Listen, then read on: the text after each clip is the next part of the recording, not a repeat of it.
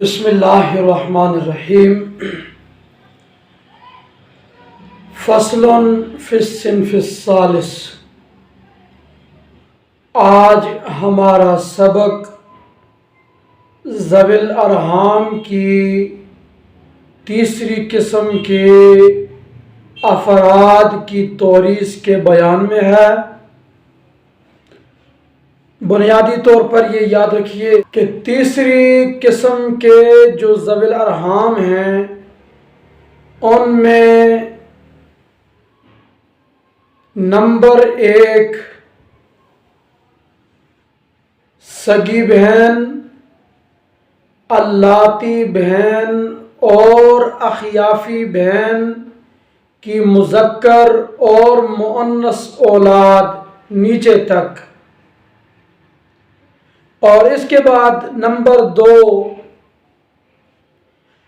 اخیافی بھائی کی مذکر اور مؤنث اولاد نیچے تک کسی بھی درجے میں ہو، اور نمبر 3 سگے بھائی اور اللاتی بھائی کی لڑکیاں اور سگے اور اللاتی بھتیجے کی لڑکیاں اور نیچے تک ان کی مذکر اولاد کی لڑکیاں ذوی الارحام کی تیسری صنف میں ان لوگوں کے احکام توریث بیان ہوں گے۔ ذوی الارحام کی صنف ثالث کی توریث کی 4 صورتیں ہیں۔ نمبر 1، اگر ذوی الفروض، عصبات اور ذوی الارحام کی پہلی اور دوسری صنف کے لوگ موجود نہ ہوں اور تیسری صنف کا کوئی ایک فرد موجود ہے تو یہ ذوی الارحام کی تیسری صنف کا ایک فرد میت کا کل ترکہ حاصل کرے گا، کل ترکے کا مستحق بن جائے گا۔ اور اگر ذوی الارحام کی تیسری صنف کے افراد متعدد ہوں، 2 یا 2 سے زائد ہوں، تو اب یہاں دیکھا جائے گا کہ یہ سارے افراد قرب کے اندر برابر ہیں یا کچھ میت کے قریب اور کچھ رشتے کے لحاظ سے میت سے بعید ہیں، تو اقرب کے ہوتے ہوئے ابعد کو وراثت نہیں ملے گی، ساری وراثت اقرب لے گا۔ اولاہم بالمیراث اقربہم الی المیت، یہ اصول جاری ہوگا کہ جو میت کے زیادہ قریب ہے، جس کے میت کے ساتھ رشتہ جوڑنے میں واسطے کم ہوں، وہ مستحق وراثت ہوگا، اور جس کے واسطے زیادہ ہوں تو کم واسطے والے کے ہوتے ہوئے دور والے واسطے کہ افراد کو وراثت نہیں ملے گی۔ مثال کے طور پر بھتیجی ہے اور یوں ہی بھانجی کا بیٹا ہے، تو بھتیجی اقرب الی المیت ہے بمقابلہ بھانجی کے بیٹے کے، تو بھتیجی وراثت پائے گی، بھانجی کا بیٹا وراثت کا مستحق نہیں ہوگا، کیونکہ وہ واسطے کے لحاظ سے دور ہے اور بھتیجی واسطے کے لحاظ سے قریب ہے۔ اور دوسری صورت یہ ہے کہ ذوی الارحام کی صنف ثالث کے افراد متعدد ہوں اور قرب میں سب برابر ہوں،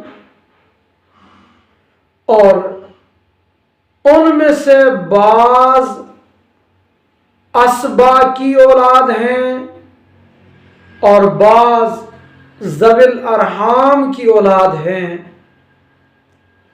तो ऐसी सूरत हाल में असबा की औलाद औला बिल मिरास होगी बमुकाबला ज़विल अरहाम की औलाद के। जो ज़विल अरहाम की औलाद है वो असबा की औलाद की मौजूदगी में वरासत के मुस्तहिक नहीं होंगे, वो महजूब और साकित होंगे। असबा की औलाद कुल तरका लेगी। जैसे भतीजे की बेटी और भांजी का बेटा,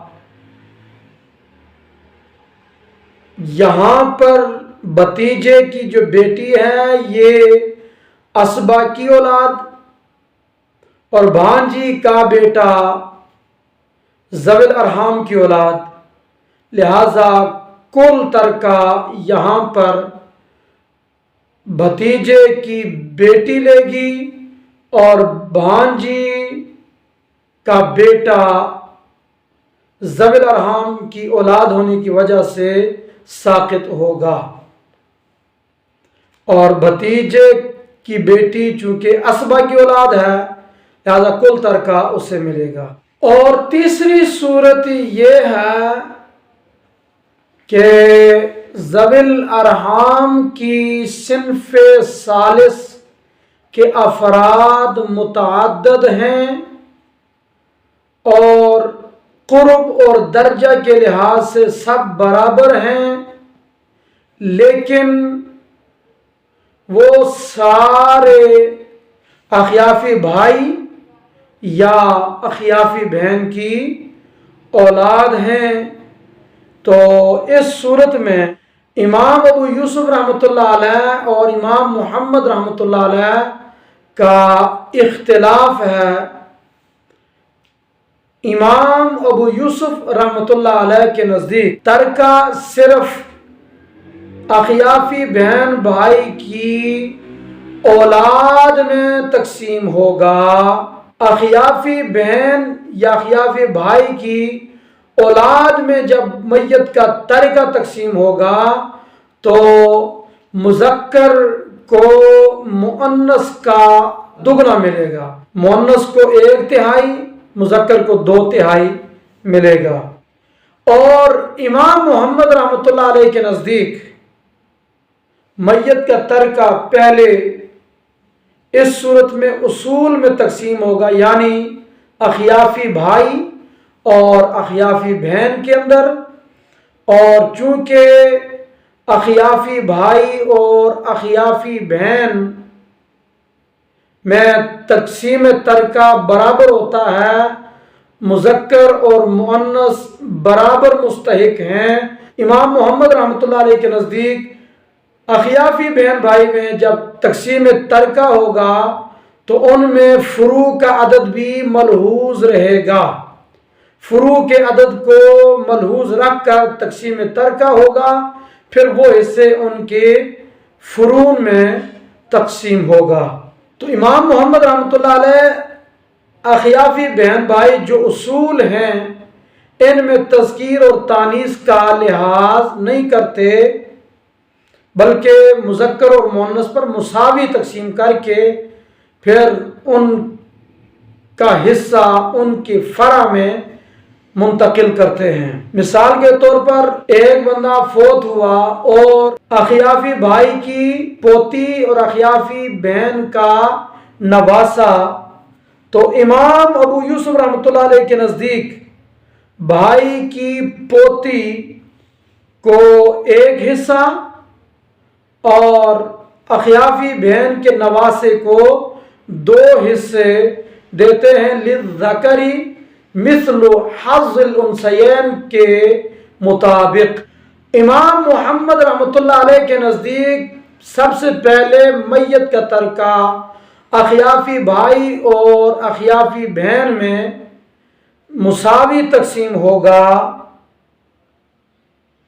ہر ایک کو ایک ایک حصہ ملے گا، ایک حصہ اخیافی بھائی، ایک حصہ اخیافی بہن کو، پھر وہی ان کی فروع میں بطن ثالث کے اندر پوتی اور نواسی کو وہی حصہ ملے گا۔ اور امام محمد رحمۃ اللہ علیہ کا جو مسلک ہے یہاں وہ ظاہر الروایہ کے مطابق ہے، لہذا یہ مسلک راجح اور مفتہ بھی ہے۔